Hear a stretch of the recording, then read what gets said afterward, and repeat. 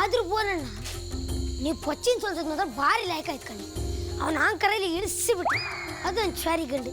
ಬಾಯ್ ಪುಟ್ಟ ಸುಮ್ಮನಿರ, ಅವೆಲ್ಲ ಎಲ್ಲರ ಹತ್ರ ಹೇಳಕ್ಕಾಗ್ದ.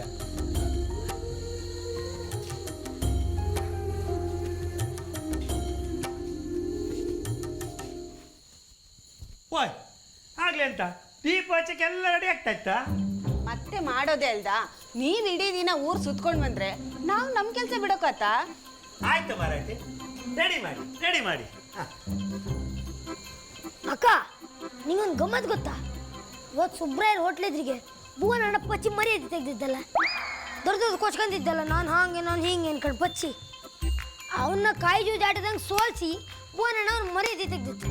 ಅವನಿಗೆ ಮಾತಾಡೋ ಬಾಯಿಲ್ದೆ ಅಲ್ಲಿಂದ ಕುಟ್ಟಿ ಕೀಸಿ. ಹೌದಾ? ಎಂತಾಯ್ತಲ್ಲಿ? ಏನಾದ್ರೂ ಆಗಿರ್ಲಿ, ಕುತ್ಕೋ, ಕತ್ಲಾಗ್ತಿದೆ ನೋಡು, ಬೇಗ ರೆಡಿ ಮಾಡು, ಮುಗಿಸೋ ಕೆಲ್ಸನ. ಏನಕ್ಕಿಲ್ಲ, ಭುವನಣ್ಣ ಪಚ್ಚಿತ್ತಲ್ಲ. ಏಯ್, ನೀನ್ ನನ್ನ ಪಾರ್ಟಿಯಲ್ಲಿ ತಾನೇ ಇದ್ದೆ, ಯಾವಾಗ ಅವ್ರ ಪಾರ್ಟಿ ಸೇರ್ಕೊಂಡ್ಯೋ? ಅಯ್ಯ, ಅದ್ರಂಗಿಂತಕ್ಕ ಪಾರ್ಟಿ ಇತ್ತು, ಇರೋ ವಿಷಯ ಹೇಳದ್ದಲ್ಲ. ಬೇಡ, ನನ್ಗವ್ರ ವಿಷಯ ಏನು ಹೇಳೋದು ಬೇಕಾಗಿಲ್ಲ, ಅರ್ಥ ಆಯ್ತಾ?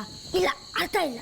ನೀ ಎಂತಕ್ಕೆ ಹಿಂಗೆ ಮಾತಾಡ್ತಿದ್ದೆ? ಅಲ್ಲಿ ಭುವನಣ್ಣ ಎಂತ ಮಾಡ್ರು ಗೊತ್ತಾ? ಏಯ್, ಈಗಷ್ಟೇ ಹೇಳಿದ್ದೀನಿ, ಮತ್ತೆ ಬೋನ್ ಅಂತೀಯಲ್ಲೋ. ನೋಡು, ನಂಗೆ ಸಹಾಯ ಮಾಡೋಗಿದ್ರೆ ಇಲ್ಲಿರು, ಇಲ್ಲಾಂದ್ರೆ ಹೋಗು, ಪಟಾಕಿ ತಡ್ಕೊಂಡು ನೋಡಿ, ಹೋಗು. ಆಯ್ತು, ಪಟಾಕಿ ಈಗ ಹೇಳ್ತೈತೆ, ಭುವನಣ್ಣನ ಕತೆ ಆಮೇಲೆ ಹೇಳ್ತೆ.